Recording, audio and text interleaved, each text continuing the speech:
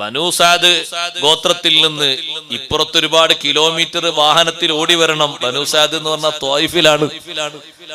ഇന്ന് നമ്മൾ വാഹനത്തിൽ ത്വായിഫിൽ നിന്ന് മക്കയിലേക്ക് പോകുകയാണെങ്കിൽ തന്നെ കിലോമീറ്റർ 10-60 ചില്ലാനം കിലോമീറ്റർ. ആ ത്വായിഫിൽ നിന്ന് മക്കയിലേക്ക് വരുന്ന ഹലീമ ബീബി റളിയല്ലാഹു അൻഹ ഒരു ക്ഷീണിച്ച വാഹനപ്പുറത്താ വരുന്നത്. ബീബി ഹലീമ റളിയല്ലാഹു അൻഹ വരുമ്പോ കൂടെയുള്ള സഹോദരിമാരൊക്കെ നല്ല ഹൈ ലെവൽ വാഹനത്തിൽ പെട്ടെന്ന് മുന്നോട്ട് കുതിച്ച് ഓരോ കുഞ്ഞുങ്ങളെ കൈക്കലാക്കി അവർ തിരിച്ചു പോകുമ്പോ ബീവി ഹലീമ റളിയല്ലാഹു അൻഹ മക്കത്ത് എത്തുന്നേ ഉള്ളൂ. അവരോടൊക്കെ ഹലീമ ബീവി റളിയല്ലാഹു അൻഹ ചോദിക്കുന്നുണ്ട്, നിങ്ങൾക്ക് കുഞ്ഞിനെ കിട്ടിയോ? ആ കിട്ടി. നിങ്ങൾക്കോ? കിട്ടി.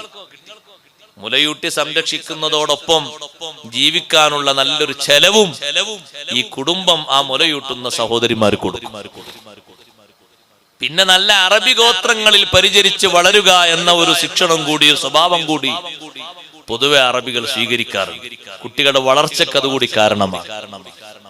ഹബീബ് സല്ലല്ലാഹു അലൈഹി വസല്ലം തങ്ങളല്ലാത്ത മറ്റു മക്കളൊക്കെ പലരും എടുത്തുകൊണ്ടുപോയി.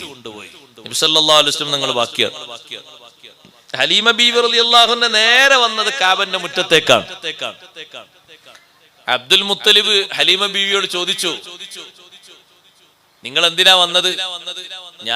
എനിക്കൊരു കുഞ്ഞിനെ കിട്ടണം മുലയൂട്ടാൻ വേണ്ടി, അതിനാ ഞാൻ വന്നത്. അപ്പൊ അബ്ദുൽ മുത്തലിബ് ചോദിച്ചു, നിങ്ങളെ പേരെന്താണ്? പേര് ഹലീമ. ആ, നല്ല പേരാ. നിങ്ങളെ ഗോത്രം ഏതാണ്? ഗോത്രം ബനൂ സഅദ്. നല്ല ഗോത്രാണ്. രണ്ടും എന്റെ കുഞ്ഞിനൊക്കുന്നതാ. കാരണം കുട്ടികളെ സംരക്ഷിക്കാൻ ഏറ്റവും അധികം വേണ്ടത് എന്താണ്? സഹനമാണ് വേണ്ടത്. അത് നിങ്ങൾക്കുണ്ട്. നിങ്ങളെ പേര് ഹലീമ എന്നല്ലേ? നിങ്ങൾക്ക് നല്ല ഹിൽമുണ്ട്, സഹനമുണ്ട്. നിങ്ങളെ ഗോത്രത്തിന്റെ പേര് ബനൂ സഅദ് എന്നല്ലേ? അപ്പൊ നല്ല സഅദത്ത്, നല്ല വിജയമുണ്ട്. നിങ്ങൾക്ക് കുട്ടിയെ തന്നാൽ നല്ല വിജയം ഉണ്ടാകും. അതുകൊണ്ട് നിങ്ങൾ എന്റെ മോനെ പോയി നോക്കിക്കോളൂ എന്ന് അബ്ദുൽ മുത്തലിബ് പറഞ്ഞു. വേഗം ഹലീമ ബീവി റളിയല്ലാഹു അൻഹ ഭർത്താവിന്റെ കൂടെ അങ്ങോട്ട് തിരിച്ചു. സുബ്ഹാനല്ലാഹ്, വീട്ടിലെത്തിയപ്പോൾ നബി സല്ലല്ലാഹു അലൈഹി വസല്ലം തങ്ങൾ ഒരു നോട്ടം നോക്കിയപ്പോഴേക്ക് ഭർത്താവിനോട് ഹലീമ ബീവി റളിയല്ലാഹു അൻഹ പറഞ്ഞു, ഇതൊരു സാധാരണ കുഞ്ഞിനെ പോലെയല്ല, മാറ്റമുണ്ട്, നമുക്കിതിനെ സ്വീകരിക്കാം. കുട്ടിയെ ഒന്നിങ്ങനെ കയ്യിലേക്ക് എടുത്തൊന്ന് പൊക്കിയപ്പോ ബീവി ഹലീമ റളിയല്ലാഹു അൻഹ അപ്പോൾ തന്നെ അനുഭവസ്ഥയായി. ഹലീമ ബീവി റളിയല്ലാഹു അൻഹയുടെ ഒരു സ്തനഭാഗത്ത് മാത്രമേ പാല് നിറഞ്ഞു കിടക്കുന്നുള്ളൂ. പക്ഷേ അതിലും പാല് കുറവാണ്. ഇടത്തെ ഭാഗത്തുള്ള സ്തനഭാഗത്താണ് തന്റെ കുട്ടി കുടിക്കുന്ന പാലിന്റെ ഭാഗമുള്ളത്. വലത്തെ ഭാഗത്ത് ഒരു തുള്ളി പാല് ഇക്കാലം വരെ ഉറ്റിയിട്ടില്ല. അതിൽ നിന്ന് ആരും പാല് കുടിച്ചിട്ടേ ഇല്ല. സ്തനഭാഗം ഇങ്ങനെ ചപ്പിക്കിടക്കുകയാണ്. കുട്ടിയെ എടുത്തു പൊക്കിയപ്പോഴേക്ക് സുബ്ഹാനല്ലാഹ്, രണ്ട് സ്തനഭാഗങ്ങളും പാലുകൊണ്ട് നിറഞ്ഞു കവിഞ്ഞുപോയി. അപ്പോഴേക്ക് ഹലീമ ബീവി റളിയല്ലാഹു അൻഹ പറഞ്ഞു, നമുക്ക് ഈ കുട്ടിയെ സ്വീകരിക്കണം, ഈ കുട്ടിയെ തന്നെ സ്വീകരിക്കണം ഭർത്താവിനോട്. എന്താ ഇത്ര ശാഠ്യം പിടിക്കുന്നത്? നിങ്ങൾ കണ്ടോ ഭർത്താവേ, ഇക്കാലം അത്രയും എന്റെ വലതുഭാഗത്തുള്ള ഈ സ്തനഭാഗത്തിൽ നിന്ന് ഒരൊറ്റ കുട്ടിക്കും ഞാൻ പാലൂട്ടിയിട്ടില്ല. കാരണം ഇതിങ്ങനെ ഒരു ചപ്പി ചുക്കി ചുളിഞ്ഞ അവസ്ഥയിലായിരുന്നു. ഇപ്പോൾ അത് വികസിച്ചു, അതിൽ പാലൊക്കെ നിറഞ്ഞു വന്നു, മറ്റുള്ളവർക്ക് കൊടുക്കാൻ പറ്റുന്ന പാകതയിലായി തീർന്നു. ഇടത്തെ ഭാഗത്തും പാല് കുറവായിരുന്നു. എന്നാലും അഡ്ജസ്റ്റ്മെന്റ് ചെയ്യാന്നുള്ള നിലക്കാണ് കുട്ടിയെ സ്വീകരിച്ചത്. പക്ഷേ കുട്ടി എടുത്തപ്പോഴേക്ക് റബ്ബ് സുബ്ഹാനഹു വ തആല അതിലും നിറയെ പാല് തന്നു. ബീബി ഹലീമ റളിയല്ലാഹു അൻഹ അഷ്റഫുൽ ഖൽഖ് സയ്യിദുനാ റസൂലുള്ളാഹി സ്വല്ലല്ലാഹു അലൈഹി വസല്ലം തങ്ങളെ വലത്തെ ഭാഗത്തേക്കൊന്ന് ചേർത്ത് വെച്ചിട്ട് പാലൂട്ടി.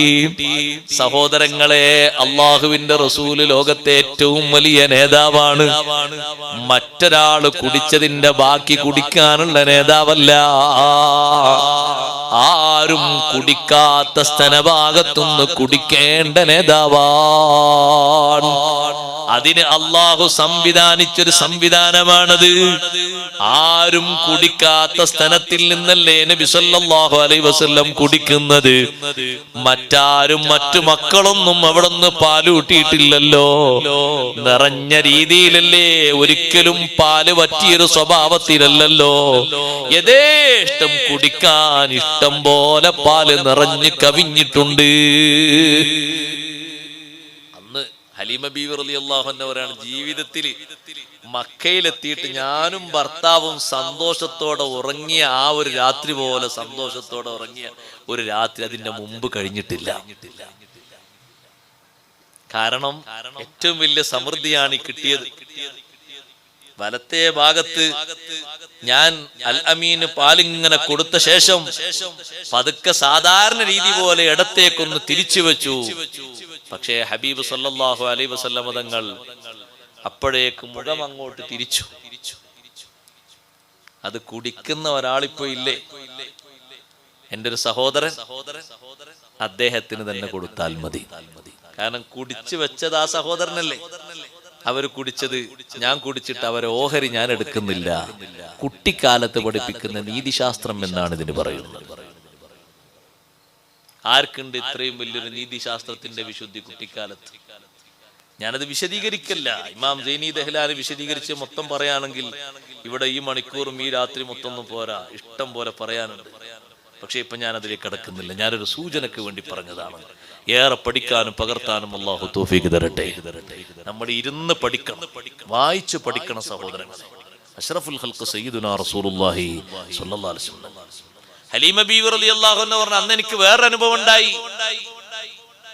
ഞാന് പുറത്ത് കെട്ടിയിരിക്കുന്ന യാത്ര ചെയ്ത് വന്ന എന്റെ ആ വാഹനം ഉണ്ടല്ലോ, ഞാൻ ഇവിടെ പാല് കൂട്ടിയ ശേഷം കുഞ്ഞിനെ ഒന്ന് പതുക്കെ കട്ടിലിങ്ങനെ വെച്ച് പുറത്തു പോയി നോക്കുമ്പോ എന്റെ വാഹനത്തിന്റെ വീർത്ത് നിൽക്കുന്നു. കണ്ടപ്പോഴേക്കന്നെ എനിക്ക് പെട്ടെന്നൊരു പാത്രം എടുത്ത് കറക്കാൻ തോന്നി. ഒരു ഗ്ലാസ് പാല് കിട്ടിയ ദിവസം എത്രയായി. പാല് കൊടുക്കുന്ന സഹോദരിക്ക് കുടിക്കാൻ ആഗ്രഹേത പാലാണ്. പാല് കൊടുക്കുന്ന പെണ്ണിന് നല്ല വിശുദ്ധമായ പാല് കൊടുക്കണം. പാക്കറ്റ് പാലല്ല, ഒറിജിനൽ പാല്, മുന്തിയ പാല് കാശ് കൊടുത്ത് വാങ്ങിക്കൊടുക്കണം. ആരോഗ്യത്തിന് ഏറ്റവും നല്ലതാണ്, നല്ല പാല് വാങ്ങിക്കൊടുക്കണം. അപ്പൊ ഹലീമ ബീവി റളിയല്ലാഹു അൻഹ ആർക്കാണ് പാല് കൊടുത്തത്? അഷ്റഫുൽ ഖൽഖ് സ്വല്ലല്ലാഹു അലൈഹി വസല്ലം. ഹലീമ ബീവി റളിയല്ലാഹു അൻഹയുടെ ശരീരത്തിന് നല്ല ആവേശവും ഉന്മേഷവും കിട്ടാൻ മഹദി ഭർത്താവിനോട് പറഞ്ഞു, ഒന്ന് പുറത്തേക്ക് വരും. എന്തേന്ന് വെച്ചു? പുറത്തേക്ക് ഒരു കാഴ്ച കാണിച്ചു തരാം. എന്താന്ന് വെച്ചു? നമ്മൾ നോക്കി. നമ്മൾ യാത്ര ചെയ്തു വന്ന വാഹനത്തിന്റെ അകടിലേക്ക് നോക്കൂ. ഭർത്താവ് പറഞ്ഞു, അൽഹംദുലില്ലാഹ്, സന്തോഷം, വലിയ ബർക്കത്താണ് അല്ലാഹു നൽകിയത്. പാത്രം എടുത്ത് കറന്നു, പാല് കുടിച്ചു. ദിവസങ്ങളോളായ ഒരു ഗ്ലാസ് പാല് കിട്ടിയിട്ട് ഇപ്പൊ പാല് കിട്ടിയതും നിറയെ പാല് കൊടുത്തതും ഒക്കെ ഒരു സന്ദർഭത്തിൽ എവിടെ ഹാജരായത് കൊണ്ട് സയ്യിദുനാ റസൂലുള്ളാഹി സ്വല്ലല്ലാഹു അലൈഹി വസല്ലം തങ്ങളുടെ സമക്ഷത്തിൽ തീർപ്പ് കൽപ്പിച്ചു. പോകാൻ ഒരുങ്ങി. അന്നവിടെ വിശ്രമിച്ചു. നേരം വെളുക്കുന്ന സമയത്ത്, രാത്രി തന്നെ പോയില്ല, അന്നവിടെ വിശ്രമിച്ചു. നല്ല റാഹത്തിൽ വിശ്രമിച്ചു. നേരം വെളുക്കുന്ന സമയത്ത് ബീവി ഹലീമ റളിയല്ലാഹു അൻഹ അബ്ദുൽ മുത്തലിബിനോടും ആമിന ബീവി റളിയല്ലാഹു അൻഹയോടും യാത്ര പറഞ്ഞു. സുബ്ഹാനല്ലാഹ്, ആ കുഞ്ഞിനെയും കൊണ്ട് ഹലീമ ബീവി റളിയല്ലാഹു അൻഹയുടെ വാഹനത്തിനടുത്തെത്തിയപ്പോൾ സഹോദരങ്ങളെ, ആ വാഹനം ഒന്ന് നാണം കുടുങ്ങി. ആ വാഹനം ഒന്ന് നാണം കുടുങ്ങിപ്പോയി. എന്തിനാണത് നാണം കുടുങ്ങിയത് എന്നറിയുമോ? ആരാണ് ആ വാഹനത്തിന്റെ മേലെ കയറാൻ വരുന്നത്? ലോകത്തിന്റെ നേതാവ് മുഹമ്മദുർ റസൂലുള്ളാഹി സ്വല്ലല്ലാഹു അലൈഹി വസല്ലം തങ്ങൾ യാത്ര ചെയ്യുന്ന വാഹനമല്ലേ? നബി സ്വല്ലല്ലാഹു അലൈഹി വസല്ലം തങ്ങൾക്ക് വേണ്ടി ആ വാഹനം ഒന്ന് നാണം കുടുങ്ങിപ്പോയി. അങ്ങനെ പിൽക്കാലത്ത് ബുറാക്കും നാണം കുടുങ്ങിയിട്ടില്ലേ? ബുറാക്കിനോട് കയറാൻ വേണ്ടി ഒരുങ്ങി നിൽക്കാൻ പറഞ്ഞപ്പോ ബുറാക്ക് ഒന്ന് നാണം കുടുങ്ങിയിട്ട് ഒന്ന് കാലും കൈയും മുന്നോട്ടും ബേക്കോട്ടും വെച്ച് കളിക്കുമ്പോ ജിബ്രീൽ അലൈഹിസ്സലാം ചോദിച്ചു, എന്താ നീ ഇങ്ങനെ കളിക്കുന്നത്? ബുറാക്ക് പറഞ്ഞു, നാളെ ആഖിറത്തിൽ വെച്ച് എനിക്ക് അല്ലാഹുവിന്റെ ഹബീബ് ശഫാഅത്ത് നിൽക്കുമെന്ന് ജാമ്യം നിൽക്കണേ. ആ ഒരു ചാൻസ് കിട്ടാൻ വേണ്ടിയാണ് ഞാൻ ഇങ്ങനെ ഒരു കാലും കൈയും പിറകോട്ടും മുന്നോട്ടും വെച്ച് കളിക്കുന്നത്. ഹബീബ് റസൂലുള്ളാഹി സ്വല്ലല്ലാഹു അലൈഹി വസല്ലം ബുറാക്കിനെ ഒന്ന് തടവിയിട്ട് പറഞ്ഞു, ശരിയാണ്, നാളെ ഞാൻ നിനക്ക് ശഫാഅത്ത് ചെയ്യാം. പരലോകത്ത് നബി സല്ലല്ലാഹു അലൈഹി വസല്ലം തങ്ങളുടെ ശഫാഅത്ത് ആഗ്രഹിക്കുന്നത് സഹോദരങ്ങളെ മനുഷ്യന്മാര് മാത്രമല്ല, ജിന്നുകൾ മാത്രമല്ല, മൃഗങ്ങൾ മാത്രമല്ല, മരങ്ങൾ വരെ അവിടുത്തെ ശഫാഅത്തും അനുഗ്രഹവും ആഗ്രഹിച്ചതല്ലേ. അഷ്റഫുൽ ഖൽഖ് സല്ലല്ലാഹു അലൈഹി വസല്ലം തങ്ങൾ മദീന പള്ളിയിൽ ചാരി നിന്ന് ഖുതുബ നിർവഹിച്ചിരുന്നൊരു ഈത്തപ്പന മട്ടിലുണ്ടായിരുന്നില്ലേ? ഉണങ്ങിയ ഈത്തപ്പന തടി, അതിലേക്ക് ചാരി നിന്നിട്ടാണ് അവിടുന്ന് ഖുതുബ നിർവഹിച്ചിരുന്നത്.